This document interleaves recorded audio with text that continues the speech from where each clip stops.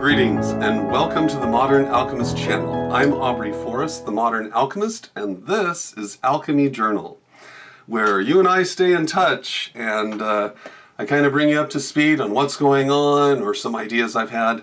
Anyway, it's time for the autumn update to let you know what's going to take place on the channel, and I figured I would do Alchemy Journal first since I have a whole laundry list of stuff I need to catch up on.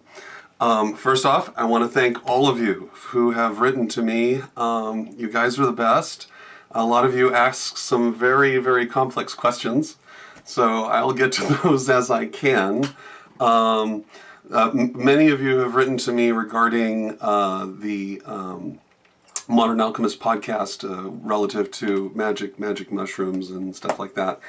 And so I definitely, it's nice to see it from different perspectives.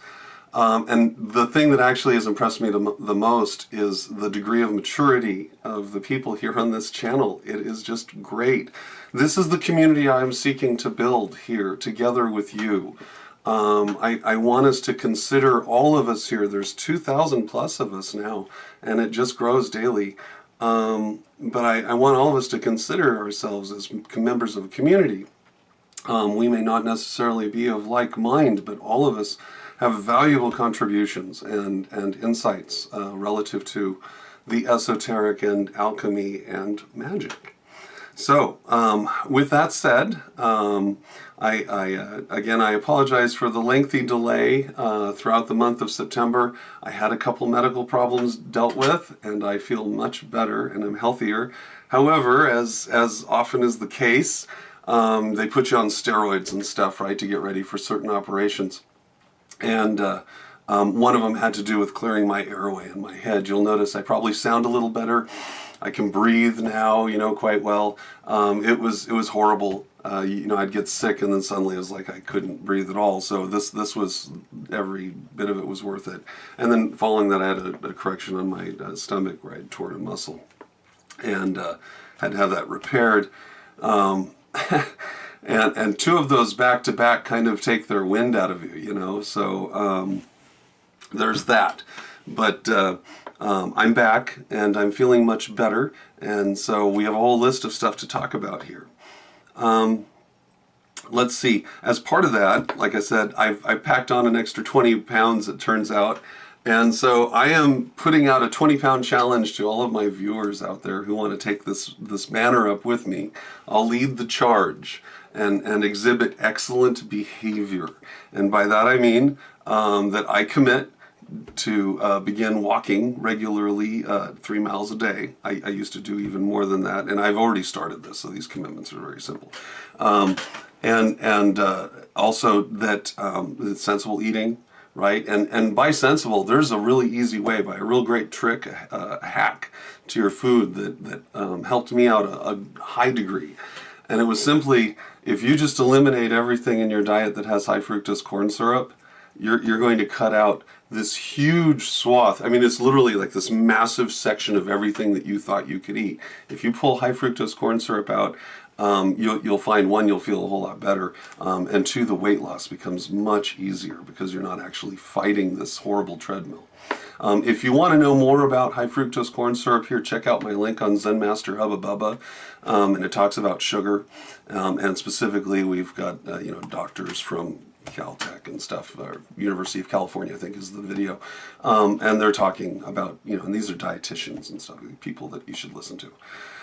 Anyway, so I'm getting back on board that wagon, and that also then includes, as my health permits, to pick up weights and start doing weightlifting, because surgery on the stomach. But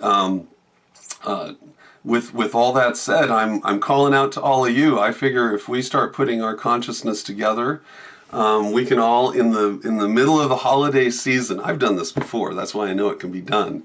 You can drop 20 pounds in the middle of the holiday season just by, you watch out for the high fructose corn syrup, just eliminate that. It takes huge chunks of everything that you'd want to eat out, donuts and everything, because most people will use that as a sweetener because it's cheaper. And then of course, just be sensible and start walking. And by the way, those of you who work and are walking a lot at work, that doesn't count. Your pedometer on your phone at work does not count. That's not actual walking. In the rules of this, walking is you're at the park and it's a concentrated, straightforward, no stopping. You're just continually going for as long as it takes you to get to, let's say, 3 miles. Mile and a half. Let's start that. That's a good thing to start, right? Most people should want to, and if you can't do a mile and a half, then try 20 minutes so that you just at least, you've walked for 20 minutes. Anyway, those are all the things. You might say I'm setting the bench a little low.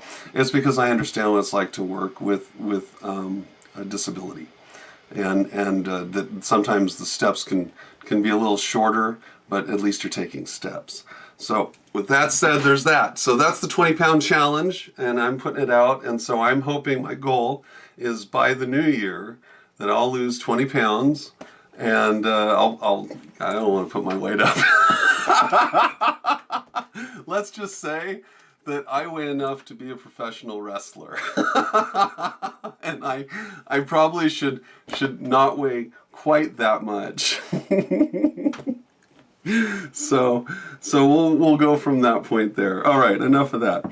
So we're also going to start talking, very frankly, about magic on this channel. And specifically, I want to talk about the real deal stuff here. This is why we're also bridging this dialogue with electric universe science.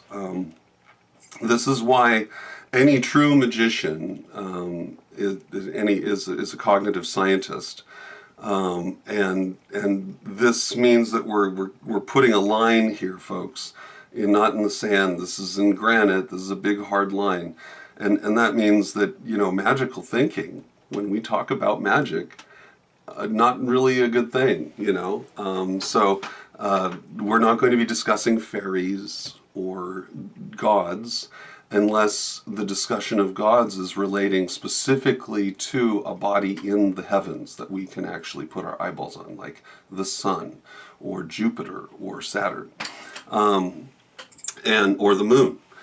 And so when we discuss that, we're going to talk about that. Now, the reason why this discussion goes in this direction, and why I'm so adamant, is because after having practiced and done all the other stuff, okay, don't think that I'm just like launching into this babe in the woods. No, having already walked all of the other paths, trust me, I've walked them all, and done all the chanting and the banishing rituals of the pentagram and all of the meditations. I'm telling you that until you understand that the universe is electrical and how that works with you, nothing works. And I'm speaking from experience, that once you grasp this, then things start to happen in the way you would like to see them conducted, because you understand the dynamic of what you're doing. So when we talk about it, we're not really going to be talking Harry Potter-esque, but we're also going to be talking about applied consciousness from different frame points of reference. And now, given my recent experience, certain things are extraordinarily clear. And I continue to use this as a source point of meditation, so that, because you should, after having an experience like that, that's revelation, where you're like, okay, I get it. I see now what all the training was for.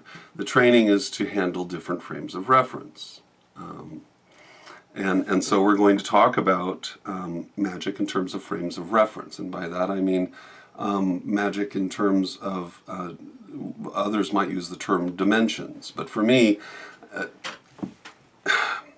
if I'm moving between this dimension and another dimension, from a larger frame of reference, I'm still in the same dimension, because that exists within a larger frame of reference, right? It's like going from the bedroom to the hallway to the living room. Each room could represent a different dimension, but you're still in the house. And the house is still in the neighborhood, and the neighborhood is still in the city, and the city is still in the state, and the state, you get what I'm saying? And so if you start thinking of things in terms of dimensions, it immediately separates you cognitively from access points, because you cannot create something outside of yourself. not really. Not from those frames of reference, but if you recognize that it's all part of you, then you are part of it, then you can execute your consciousness in your behalf or the behalf of others, or to see, which is my favorite, so that you can understand or overstand. So, and the reason, and I'm going to do these because this is just literally my list. Like, this is all the stuff that's on the list of things to do today and forever and ever. So, we're also going to talk, I just had way too many requests. So we're going to do Living in the Age of Aquarius. I was going to embed that into the Modern Alchemist podcast and just kind of do that, but I don't really want to do that. It really deserves its own show. And I know, right? Like, endless font of creativity. If I could only just get all of you there, that would be the best, because that's where you should be. You should always want to just be, should come. That's what you want. That's where you are doing your magic, right? When it's just always happening for you. Well, we're going to do Living in the Age of Aquarius, and the first episode is entitled, Is It Legal? Which makes perfect sense, since Aquarius is ruled by Saturn, and Saturn rules law. So, and we're going to maybe talk about some personal stuff for me, but because, the whole legal thing. But that's going to be coming up soon. And then finally, given the new expansion in World of Warcraft and the fact that I've picked up playing again and love the game, we're going to talk about living in the World of Warcraft from an esoteric perspective. So as I'm going places, I'll try to take screenshots of stuff that's just awesome, and then it's kind of work you through it. Like this is kind of what they're doing, perhaps, or this is why I appreciate this game, because of the nature of these characters and what they exhibit. Everything should be seen as an opportunity to learn, and especially stuff that's so broadly successful, because they're not just entertaining. It's never just entertainment. That's the whole point of the Esoteric Schmackdown, which we'll be doing more of that too. And more honest movie reviews as the movies get better.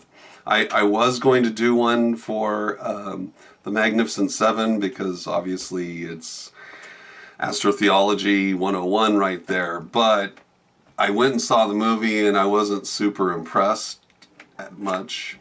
In fact, that's the limit of my review, it was meh. So, mildly entertaining. So I decided against it, because it just wasn't worth the time.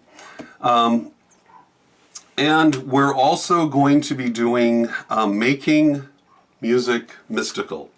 I almost forgot, and that's like literally the next project. Making Music Mystical. What this is an extension from the podcast Oh Baby, Baby, Baby, where I discuss Selena Gomez and, oh, I love this coffee cup. Isn't this cool? Yeah. Anyway, hang on. I discuss Selena Gomez's Love You Like a Love Song really briefly, and show that this song is actually relating to an astrotheological play. So it occurred to me that a lot of music, a lot, not all, but a lot actually goes in that direction. I find pop music tends to reside there more frequently than indie music. And please don't send me your indie requests or your indie playlists of all your favorite indie bands, because it's not going to happen. I'm not going to listen to it. I'm just being honest. I've already had a few, and I'm just like, no. It's not quite my taste. Anyway, no, I'm going to, the rules would be, we talk top 40, because that's the music that is in prevailing consciousness. So that's the message that's getting embedded, is that one, and so that's the one I'm interested in. It's not that the indie music isn't great or anything. I love hearing some of it, but I like the lighter music too, so stuff has to make me feel like to either want to work out or dance. It's got to be one or two. So, yeah, because I've done my whole journey through the depressing stuff like Evanescence and things like that. We're not doing that. Okay, well, so that's it, folks. That is the Alchemy Journal to bring you up to date. I'm really sorry for the lengthy delay. I really wrestled on whether or not I was even going to tell you guys, but there's 2,000 of you out there, and I know that if I'm getting, about, 1% of you writing me kind of going, hey, dude, you going to do any more videos? Yes, I'm going to, but I wasn't really feeling well. So I'm feeling super better now, and so we should be seeing a lot more stuff in the future. And I definitely have learned that there's also a virtue in spacing out my production. So sometimes you'll see me do this bursts of production, and it occurs to me after the fact that if I just kind of let it trickle out every few days, everyone would probably be happier than this massive burst and then nothing for a couple weeks. So I've taken that into consideration as well, since sometimes I struggle with my health. Anyway, I'm going to talk to you guys later, and my name is Aubrey Forrest, the Modern Alchemist, and this is Alchemy Journal on the Modern Alchemist channel. See you soon.